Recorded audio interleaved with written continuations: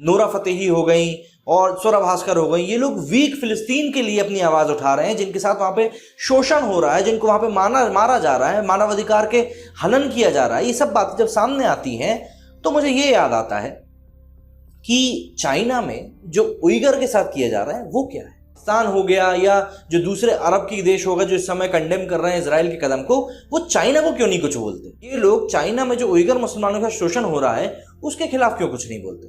भारतीय मुसलमान शिया जिन लोगों का शोषण होता है पाकिस्तान में और अफगानिस्तान में, उनके बारे में भी कुछ नहीं बोलते। आप उइगर के लिए कुछ नहीं बोल रहे, आप शियाओं के लिए कुछ नहीं बोल रहे, तो आप क्या मतलब? फिलिस्तीन में आपको दिख रहा है कि वहां पे एजेंडा एक सिद्ध हो सकता है तो बोलना शुरू कर दो। जो अंधभक्ति की हम लोग बात करते हैं ना, वो दरअसल सही मायनों में अंधभक्ति ये हो। अपने लोगों के लिए तो ये कहते हो कि भैया ये वीक है, इनको स्ट्रांग करने की जरूरत है, इनको सपोर्ट की जरूरत है, लेकिन जब किसी दूसरे समुदाय के लोग वीक कहीं पे पड़ते हैं तो आप उसके ऊपर खुशी मनाते हो, जश्न मनाते हो, चीयर करते हो। ये क्या बात हुई यार? कि जो स्टैंडिंग फॉर द वीक वाली जो इनकी बात है वो सिर्फ और सिर्फ एक प्रोपेगेंडा है और कुछ भी नहीं। क्योंकि असल में अगर आपको स्टैंडिंग फॉर द वीक होते तो आप उइगर की भी बात करते, आप रोहिंग्या की भी बात करते, आप अहमदिया की भी बात करते, आप शिया की भी बात करते, आप सबकी बात करते। तो अगली बार जब भी आपसे कोई बोले कि आप इजराइल को क्यों सपोर्ट कर रहे हो तो ये चीज़ें ज़रूर ध्यान रखें। जय हिंद दोस्तों। अभी अगर पूरे विश्व में कोरोना के बाद किसी और एक चीज़ का जिक्र चल रहा है तो वो है इजराइल और फिलिस्तीन के बीच में जो युद्ध चल रहा है वो। अब मैं वैसे अक्सर दूसरे देशों में, मतलब जो कि भारत को डायरेक्टली या इनडायरेक्टली अफेक्ट नहीं करते, उसके बारे में हमें बोलने का कोई कोई मतलब ही नहीं है, सीधी सी बात ही है। लेकिन अभी फेसबुक यूज़ करते करते एक रैंट के ऊपर मेरी नज़र पड़ी। उस रैंट में दरअसल वो व्यक्ति जो था वो ये बता रहा था कि भाई जो इंडिया वाले हैं ये इजराइल को सपोर्ट कर रहे हैं, जबकि इजराइल तो कोई कंट्री ही नहीं है, फ़लस्तीन को उन्होंने कब्जा कर लिया है और हमास ने कुछ भी गलत नहीं किया, जो भी गलत कर रहे हैं सब इजराइली गलत कर रहे हैं। ये सब चीज़ें उसमें थी और जाहिर तौर सी बात है जब कमेंट सेक्शन की तरफ में गया तो उसमें उसको सपोर्ट करने वाले, उसी की जैसी मानसिकता वाले कई सारे लोग भी वहाँ पे मौजूद थे जो कि वहाँ पर गालियाँ दे रहे थे। और वहाँ पे मैं इस शब्द का इस्तेमाल करना चाहूँगा कि वहाँ पे हिंदुओं को गाली दी जा रही थी कि ये साले हिंदू ऐसे ही हैं, ऐसा करके वहाँ पे छठ गाली दी जा रही थी। अब जब मैंने ये वीडियो देखा तो कुछ चीज़ें मुझे याद आना शुरू हुई। मतलब कुछ समय पहले की बात है, एक शख्स से मेरी मुलाकात हुई थी, वो भी शांतिप्रिय समुदाय से आता था। अब वो हमेशा जब भी कोई फेसबुक वगैरह या सोशल मीडिया पे कोई पोस्ट करता था तो वो इजराइल के अगेंस्ट में ही होता था। तो मुझे ये चीज़ समझ में नहीं आती थी कि जो देश भारत की वक्त वक्त पे मदद करता रहता है, हालांकि भारत अपने ही देश के शांतिप्रिय समुदाय के दबाव में इजराइल की जगह जगह पर कई बार इंसल्ट कर चुका है, लेकिन फिर भी इजराइल हमेशा भारत के साथ डट के खड़ा रहा। तो ऐसे में कोई शख्स ऐसे देश की बुराई क्यों कर सकता? लेकिन इस चीज़ को समझने मुझे थोड़ा समय लग गया और वो समय ठीक भी लगा, क्योंकि उसमें एम्पैथी, सिंपैथी, दया भाव, मतलब ये दिखाना कि भाई हम कितने दया भावी हैं, ये सब चीज़ें इसमें इंक्लूड होती जाती हैं क्योंकि धीरे धीरे, और बहुत सारी चीज़ें हैं जो कि इसमें इंक्लूड होंगी। अब क्यों होंगी, कैसे होंगी, ये सब चीज़ें मैं अपन इस वीडियो में अपन डिस्कस करने वाले हैं। अभी अगर आप ध्यान से देखें तो फिलिस्तीन में जो शांतिप्रिय समुदाय के साथ हो रहा है उसको पूरी दुनिया कंडेम कर रही है, और अधिकतर जो शांतिप्रिय समुदाय के लोग दूसरे देशों में रहते हैं, इवन भारत में भी, वही लोग उसको ज़्यादातर कंडेम कर रहे हैं। और ठीक भी बात है भाई, अपने लोगों को अगर कंडेम नहीं करेंगे तो कैसी बात हो गई, ये कम्युनिटी वाली बात है। लेकिन यहीं से आपको एक चीज़ समझनी चाहिए कि ये लोग कितनी ज़्यादा आपस में जुड़ी हुई कम्युनिटी, बहुत ज़्यादा जुड़ी हुई कम्युनिटी है। लेकिन जैसे ही मैं ये बात बोलता हूँ कि ये कम्युनिटी बहुत ज़्यादा जुड़ी हुई है और जहाँ पर भी ये कम्युनिटी वीक है उनके लिए ये लोग आवाज़ उठा रहे हैं जिस तरीके से फिलिस्तीन में हो रहा है, तो उसी समय मेरे दिमाग में कुछ बातें आना शुरू हो जाती हैं, क्योंकि पढ़े लिखे लोग हैं ना हम लोग, तो बातें हमें थोड़ी सी समझ में आ जाती हैं। तो जैसे ही मेरे दिमाग में ये बात आती है कि ये लोग वीक के लिए अपनी आवाज़ उठा रहे हैं, मतलब नूरा फतेही हो गई और सुरा भास्कर हो गई, ये लोग वीक फिलिस्तीन के लिए अपनी आवाज़ उठा रहे हैं, जिनके साथ वहाँ पे शोषण हो रहा है, जिनको वहाँ पे मारा जा रहा है, मानवाधिकार के हनन किया जा रहा है, ये सब बातें जब सामने आती हैं तो मुझे ये याद आता है कि चाइना में जो उइगर के साथ किया जा रहा है वो क्या है, हम उसकी बात क्यों नहीं करते? भाई वहाँ पे भी तो वो शांतिप्रिय समुदाय के ही लोग हैं ना। फिर ये पाकिस्तान हो गया या जो दूसरे अरब के देश होगा जो इस समय कंडेम कर रहे हैं इजराइल के कदम को, वो चाइना को क्यों नहीं कुछ बोलते?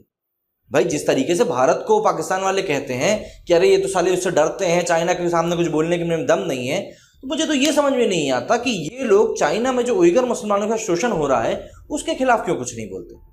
अरे चलिए वो भी छोड़ दीजिए, जो भारतीय मुसलमान है वो तो यहाँ तक कह रहे हैं कि अहमदिया जो हैं उनसे मुसलमानों का तबका आप छीन लो।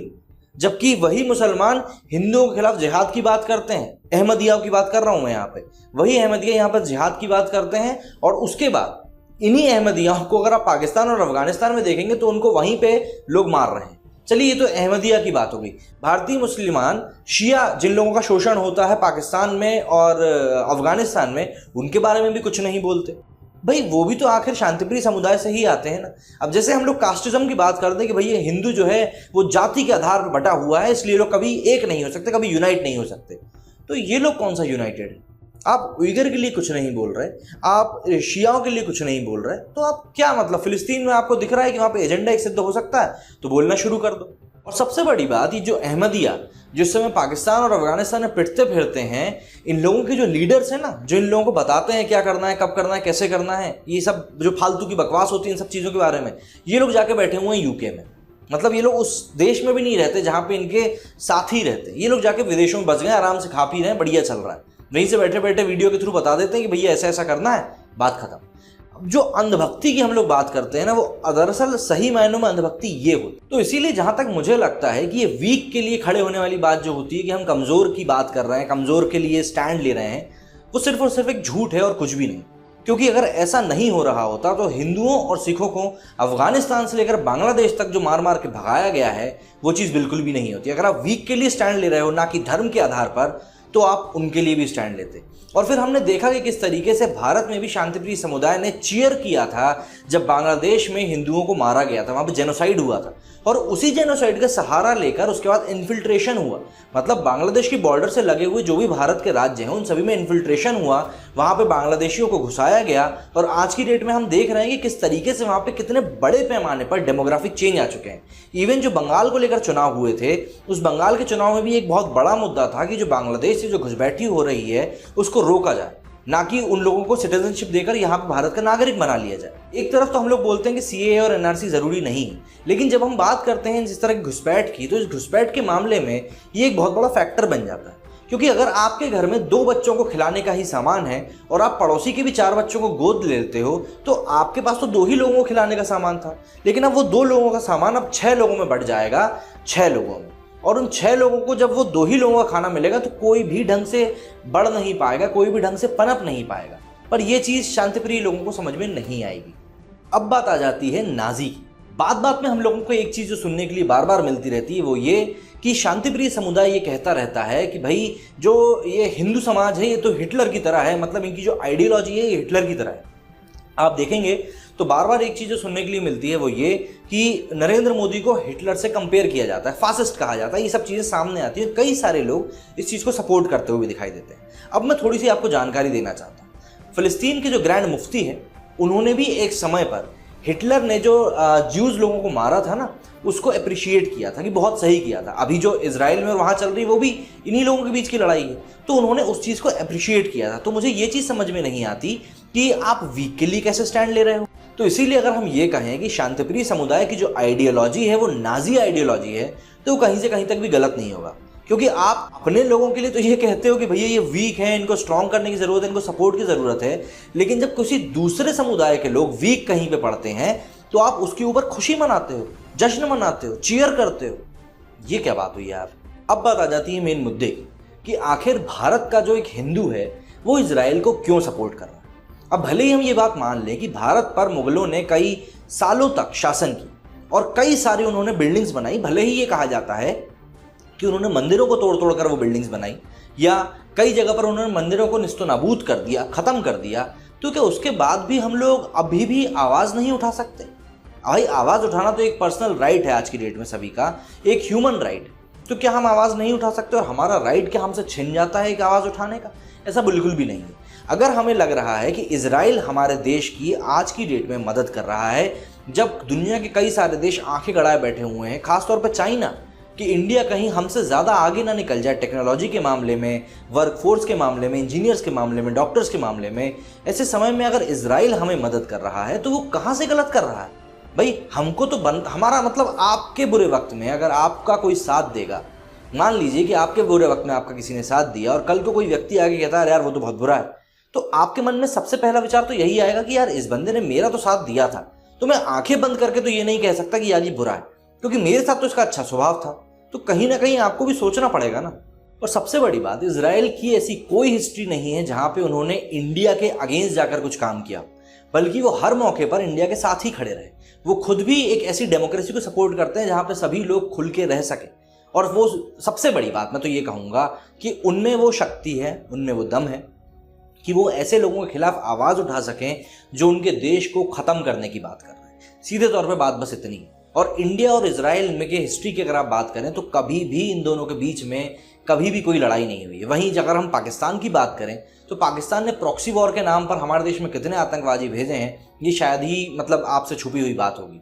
और पाकिस्तान जो जिहाद फैलाना चाहता है वो अलग, वहाँ से जो टेररिस्ट आके यहाँ पे हमले करके जाते हैं वो अलग। तो ऐसे में हम इजराइल को सपोर्ट क्यों ना करें, जबकि वो हर एक मौके पर हमारा साथ देने के लिए हमारे साथ खड़ा रहता है। वहीं इंडिया कई सारे मौक़ों पर अपने एक सॉफ्ट कॉर्नर, कि कहीं हम एक जो माइनॉरिटी है उसको हम गुस्सा ना कर दें या वोट बैंक हमारा ना चला जाए, सिर्फ इस चीज़ के चक्कर में कई बार हम लोग सॉफ्ट पड़ गए और जो कई सारे बड़े कांड हुए उनको नज़रअंदाज कर दिया गया। म्यांमार के वेस्टर्न कोस्ट पर एक जगह है रखाइन, जो कि रोहिंग्याओं के बाहुबल वाली जगह है, वहाँ पर उनका इन्फ्लुएंस चलता था। और एक समय था जब वहाँ पर रोहिंग्याओं ने भारतीय हिंदुओं का जेनोसाइड किया था, वहाँ पे कई लोगों को मारा गया था।